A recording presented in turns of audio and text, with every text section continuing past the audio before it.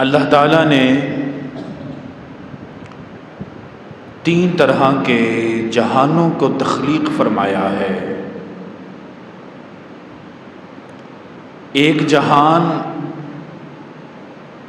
ایسا جہان ہے کہ جہاں انسان کے لیے صرف راحت ہی راحت ہے، سکون ہی سکون ہے، خوشی ہی خوشی ہے۔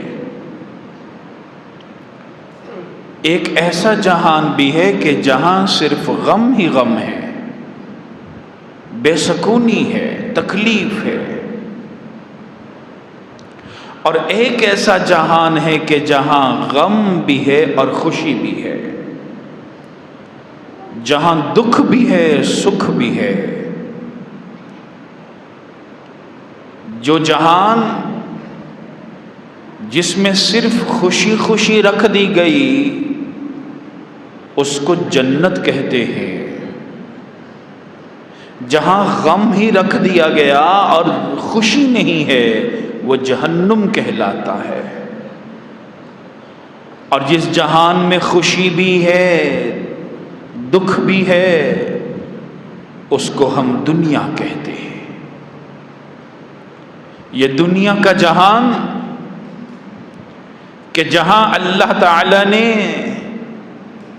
ہر ایک انسان کے مقدر میں خوشی بھی لکھی ہوئی ہے اور اس کے ہی مقدر میں دکھ اور غموں کو بھی لکھا ہوا ہے۔ کوئی فرد یہ دعویٰ نہیں کر سکتا کہ بھئی مجھے صرف خوشی ملی، دکھ نہیں ملا، اور کوئی یہ بھی دعویٰ نہیں کر سکتا کہ مجھے صرف دکھ ہی ملا ہے، خوشی نہیں ملی۔ تو یہی دراصل دنیا کا مزاج ہے۔ لیکن یہ دکھ، مصیبتیں، مشکلات ہر ایک انسان پر جو آ رہی ہیں، لیکن اللہ کا اصول یہ ہے کہ کچھ انسانوں پر دکھ آتا ہے، کچھ انسانوں پر مصیبتیں ٹوٹتی ہیں، کچھ انسان آزمائے جاتے ہیں، مگر اللہ کی مدد ان کے ساتھ ہوتی ہے۔ اور کچھ ایسے ہیں کہ جن پر دکھ بھی ہے، غم بھی ہے، مصیبت بھی ہے، لیکن اللہ کی مدد ان کو نہیں ملتی۔ اب اللہ کی مدد کس کو ملتی ہے؟ بھئی اگر آپ کسی کی مدد چاہتے ہیں تو اس کے لیے پہلی شرط یہ ہوتی ہے کہ آپ اس سے اپنا تعلق قائم کر لیں۔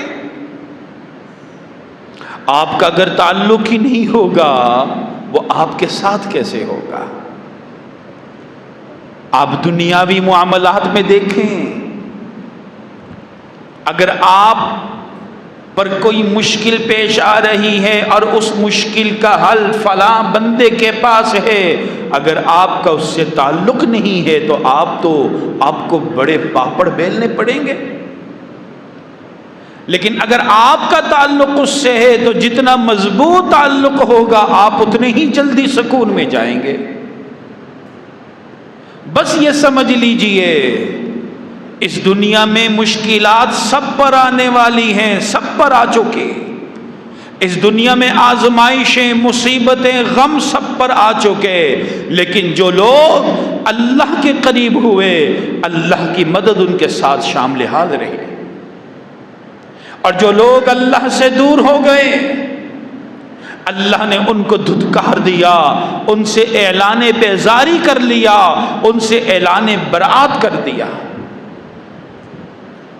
تو اصل مسئلہ غم نہیں ہے، اصل مسئلہ مشکل نہیں ہے، اصل مسئلہ دکھ نہیں ہے، اصل مسئلہ یہ ہے بھئی غم اور دکھ میں اللہ کا ساتھ ہے یا نہیں۔ بھئی غم تو سب پر آ رہے ہیں، کافر ہے اس پر بھی غم ٹوٹتے ہیں، مسلمان ہے اس پر بھی غم کے پہاڑ ٹوٹتے ہیں۔ مسئلہ دکھ نہیں ہے، مسئلہ مصیبت نہیں ہے، مسئلہ یہ ہے بھئی اللہ کا ساتھ ہمارے ساتھ ہے کہ نہیں ہے۔ لیکن اللہ کا ساتھ اس وقت ساتھ ہوگا کہ جب ہم اللہ کا ساتھ نبھائیں گے، جب ہم اللہ کے ساتھ ہوں گے۔ حضرت موسیٰ علیہ السلام گزر رہے تھے تو راستے میں افلاطون کی ملاقات ہوئی۔ افلاطون اپنے زمانے کا بڑا فلسفی تھا، تو افلاطون نے ایک سوال کیا کہ آپ اللہ کے نبی ہیں تو میرے ایک سوال کا جواب دے دیں۔ موسیٰ علیہ السلام نے کہا بھائی پوچھو۔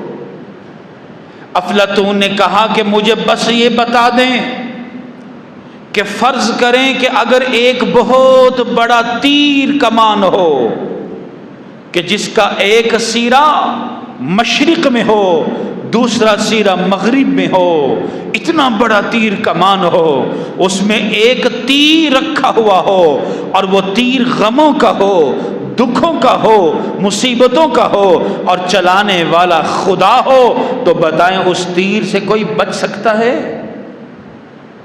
اب سوال بڑا عجیب تھا کہ اتنا بڑا تیر کمان، پھر اس میں تیر بھی دکھوں کا ہو، چلانے والا خدا ہو، بچ کیسے کوئی سکتا ہے؟ لیکن موسیٰ علیہ السلام اللہ کے نبی ہیں۔ ہم انسانوں کا علم جہاں پر ختم ہوتا ہے انبیاء کا علم وہاں سے شروع ہو جاتا ہے۔ موسیٰ علیہ السلام نے بڑی جلدی جواب دیا، فرمایا ہاں ایک صورت ہے بندہ بچ سکتا ہے۔ پوچھا کون سی صورت ہے؟ کہا بھائی صورت ایک ہی ہے کہ بندہ تیر چلانے والے کے پہلو میں آ جائے۔ جو انسان تیر چلانے والے کے پہلو میں کھڑا ہو جائے گا اس کو تیر نہیں لگے گا۔ موسیٰ علیہ السلام نے یہ ہمیں بتا دیا کہ بھائی اگر ان دکھوں سے بچنا ہے تو ایک ہی راستہ ہے، اللہ سے تعلق کو قائم کرنا ہے۔ محرم الحرام میں جو اہل بیت پر مصائب کے پہاڑ ٹوٹے، جناب سیدنا حسین رضی اللہ تعالی عنہ کو میدان کربلا میں شہید کر دیا گیا۔ یقیناً یاد رکھیے یہ اللہ کا ساتھ ان کے ساتھ رہا، اگرچہ وہ ظاہراً شہید ہوئے لیکن وہ حقیقتاً اس مقام پر چلے گئے، اس مرتبے پر فائز ہو چکے، اس جنت میں چلے گئے جس کا تصور انسان کے سوچ نہیں کر سکتی۔ بھئی وجہ کیا ہے؟ کیونکہ اللہ کا ساتھ ان کے ساتھ رہا۔ آج اگر ہم پریشان، ہم دکھوں میں مارے ہوئے، بھئی راستہ ایک ہے کہ اللہ سے تعلق جوڑ لیں۔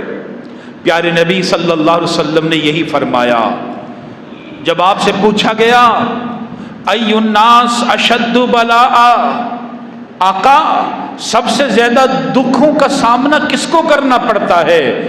سب سے زیادہ مصیبتیں کس پر آتی ہیں؟ سب سے زیادہ غم کس پر آتے ہیں؟ آقا نے فرمایا الانبیاء۔ بھئی اگر تم یہ سوال کر رہے ہو کہ دکھ آزمائشیں سب سے زیادہ کس پر آتی ہیں تو سن لو وہ انبیاء کے ہستیاں ہیں۔ ثم الامثل فالامثل، انبیاء اب نبوت ختم ہو گئی، اب جو نبی کے طریقے پر ہوگا، نبیوں کے طریقے پر چلے گا، اس کو مشکلات کا سامنا اتنا ہی کرنا پڑے گا۔ لیکن یہ سمجھ لیجئے کہ کافر پر مشکل آ رہی ہے، مسلمان پر مشکل آ رہی ہے، دونوں میں فرق یہ ہے کہ مسلمان کے ساتھ اللہ ہے، کافر کے ساتھ اللہ نہیں ہے۔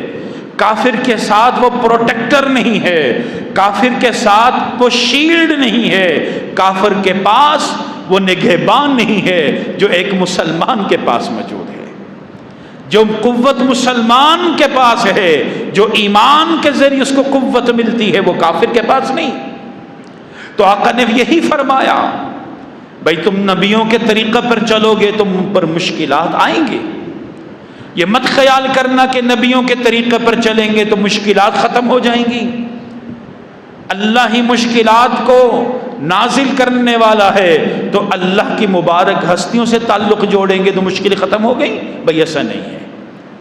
جناب سیدنا حسین رضی اللہ تعالی عنہ پر مشکلات کتنی آئیں، کیونکہ وہ اپنے نانا کے دین پر قائم ہے، وہ حق پر قائم ہیں، وہ اپنے نانا کے دین کا پرچار کرنے والے ہیں، وہ اپنے نانا کے دین کی تبلیغ کرنے والے ہیں، وہ اپنے نانا کے دین کی عملی تصویر کو پیش کر رہے ہیں، لہذا مشکلات ان کو بھی آئیں۔ اس لیے علماء نے ایک عجیب نکتہ لکھا، فرمایا کہ جب سیدنا حسین رضی اللہ تعالی عنہ جیسے پیارے نواسہ رسول وہ مشکلات سے محفوظ نہ رہے، آزمائشوں سے محفوظ نہ رہے، ہم عام انسان کا خیال کرتے ہیں کہ ہم آزمائشوں سے محفوظ ہو جائیں گے۔ جب میدان کربلا پر پانی ان پر بند کر دیا گیا، کھانا ان پر بند کر دیا گیا، ان کے چھوٹے بچے ان کے سامنے شہید کر دیے گئے، اتنا ظلم اس دنیا نے دیکھا جو اہل بیت پر ہو گیا، تو کیا ہم بچے رہیں گے؟ البتہ ایک طریقہ ہے کہ ہم اس آزمائش میں سرخرو کیسے ہوں۔ اللہ رب العزت نے فرما دیا وَمَن يُطِعِ اللَّهَ وَرَسُولَهُ، فرمایا کہ اگر کوئی بھی انسان اللہ کی اطاعت کر لے، اللہ کے رسول کا حکم مان لے، یہ دو کام کر لے، اللہ کی مانے، اللہ کے رسول کی مانے، فَأُولَئِكَ مَعَ الَّذِينَ أَنْعَمَ اللَّهُ، اللہ ان کو ان بندوں میں شامل کر دے گا کہ جن پر اللہ نے بڑے انعامات کیے ہیں، علیہم من النبیین والصدیقین والشہداء والصالحین، اور وہ انعامات چار طبقات پر ہوئے۔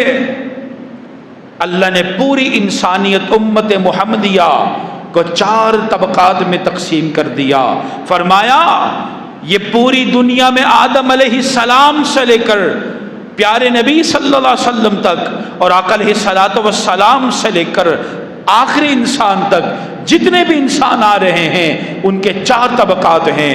الانبیاء من النبیین، پہلا طبقہ انبیاء کا ہے، والصدیقین، دوسرا طبقہ صدیقین کا ہے، والشہداء، تیسرا طبقہ شہداء کا ہے، والصالحین، اور چوتھا طبقہ اللہ والوں کا ہے۔ اللہ فرما رہا ہے کہ جو میرے حکم پر چلے گا، میرے نبی کے حکم پر چلے گا، میں ان کو انبیاء کے بعد جو باقی تین طبقات اب موجود ان میں داخل کر دوں گا۔ بھائی نبوت تو ختم ہو گئی، آقا علیہ السلام آخری نبی، اب آقا علیہ السلام کے بعد تین طبقات باقی ہیں، ایک صالحین کا ہے، صدیقین کا ہے، شہداء کا ہے۔ اگر ہم چاہتے ہیں کہ بھئی مشکلات ہم پر ٹوٹ پڑیں اور ہم اللہ کا قرب نہ چھوڑیں، اس کا طریقہ بس یہ ہے بھئی اللہ کی مانو، اللہ کے رسول کی مانو، جو اللہ فرما رہا ہے اس کو مان جاؤ، جو اللہ کے نبی فرما رہے ہیں اس کو مان جاؤ۔ تو آج یہ محرم الحرام کا مہینہ دراصل ہمیں یہی موٹیویشن دے رہا ہے، ہمیں یہی میسج دے رہا ہے، ہمیں یہی پیغام دے رہا ہے بھائی مشکلات سے گھبرانا والا، مشکلات کے سامنے ہتھیار ڈالنے والا، مشکلات میں نا امید ہونے والا، مشکلات سے مایوس ہونے والا، وہ اللہ والا نہیں ہو سکتا، وہ مومن نہیں ہو سکتا، وہ مسلمان نہیں ہو سکتا، وہ اسوہ حسینیت پر نہیں ہو سکتا۔ اگر اسوہ حسینیت کا اختیار کرنا ہے تو پانی بند ہو جائے، کھانا بند ہو جائے، اپنے گھر والے سامنے ذبح ہوتے رہیں، اللہ کی لو کو نہیں چھوڑنا، سجدہ صرف پھر بھی اسی کو کرنا ہے، جھکنا صرف اسی کے سامنے ہے۔ جہاں سب ظاہری اسباب بند ہو جائیں، مدد بند ہو جائے، لوگ قتل کے در پہ ہو جائیں، وہاں پھر بھی جھکاؤ محض اللہ کے سامنے ہو، وہاں پھر بھی ظالم کے سامنے نہیں جھکنا، مشکلات کے سامنے نہیں جھکنا، مشکلات کے سامنے نا امید نہیں ہونا، محض اللہ کے سامنے جھک کر پر امید ہو جانا ہے۔ اور جو اللہ کے سامنے ان حالات میں بھی جھکے گا، پھر اللہ اس کو وہ مقام دے گا کہ وہ دنیا والوں کے لیے تو ختم ہو گیا، لیکن آنے والوں کے لیے وہ انمٹ ہو جائے گا، اس کا نام، اس کی عزت، اس کی عظمت دلوں میں بٹھا دے گا رب، کیونکہ وہ حالات کے سامنے جھکا نہیں، وہ محض اللہ کے سامنے جھک گیا۔ لہذا آج ہم پر وہی حالات آ چکے ہیں، آج فلسطین کے اندر پھر میدان کربلا بپا ہوا ہے، آج ہر مسلمان کے دل میں پھر میدان کربلا بپا ہے کہ جس میں ایک طرف اسوہ حسینیت ہے جو مشکلات میں امید کا نام ہے، دوسری طرف یزیدیت ہے جو ظالم کے ظلم کا نام ہے، جو باطل کا نام ہے۔ لہذا آج اگر محرم الحرام سے ہم سبق حاصل کرنا چاہتے ہیں تو ہمیں اسوہ حسینیت کو اپنانا ہے، چاہے جتنی بھی مشکلات ہو جائیں امید کا دامن بندہ نہ چھوڑے، بلکہ اپنے دل کو پھر بھی مطمئن کرے کہ میرا اللہ میرے ساتھ ہے۔ جناب سیدنا صدیق اکبر رضی اللہ تعالیٰ عنہ پیارے آقا علیہ الصلوۃ والسلام کے ساتھ غار ثور میں ہیں، اور غار ثور میں آخرکار جب صدیق اکبر رضی اللہ تعالیٰ عنہ گھبراہٹ کا شکار ہوتے ہیں، دشمنان اسلام چاروں طرف موجود ہیں، اوپر قدموں کے نشانات، قدموں کی آہٹ ہے، اور نیچے سے اوپر اگر نظر کی جائے تو پتھروں کے سوراخ سے دشمنوں کا وجود نظر آ رہا ہے۔ جناب صدیق اکبر رضی اللہ تعالیٰ عنہ گھبراہٹ کا شکار ہوتے ہیں، پیارے آقا علیہ الصلوۃ والسلام تسلی دیتے ہیں۔ وہ تسلی صرف جناب صدیق اکبر کے لیے نہیں ہے، وہ تسلی ہر ایک امتی کے لیے ہے۔ لا تحزن اے ابو بکر صدیق، اے میرے امتی، لا تحزن، کبھی غم نہ کرنا، ان اللہ معنا، اللہ ہمارے ساتھ ہے۔ کبھی دکھ میں نہ جانا، مایوسی میں نہ جانا، کبھی اپنے آپ کو کسی ایسی نہج پر لے کر نہ جانا جو اللہ اس کے رسول کے حکم کے خلاف ہے۔ ان اللہ معنا، اللہ ہمارے ساتھ ہے۔ فسیکفیکہم اللہ، اللہ کہتا ہے بھئی جس کے ساتھ میں ہوتا ہوں اس کے لیے بس میں ہی کافی ہوتا ہوں، اس کو کسی کی ضرورت نہیں ہے۔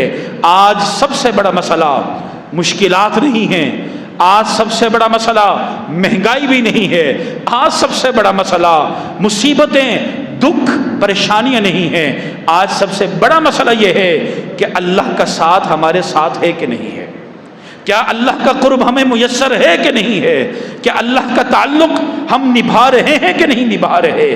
اگر اللہ کا ساتھ ہمارے ساتھ ہے تو پھر کچھ بھی مشکل نہیں ہے، اگر اللہ کا ساتھ ہمارے ساتھ نہیں ہے تو پھر ہر طرف اندھیرا ہے۔ دعا کر اللہ تعالیٰ سے جو کہا سنا عمل کی توفیق عطا فرمائے۔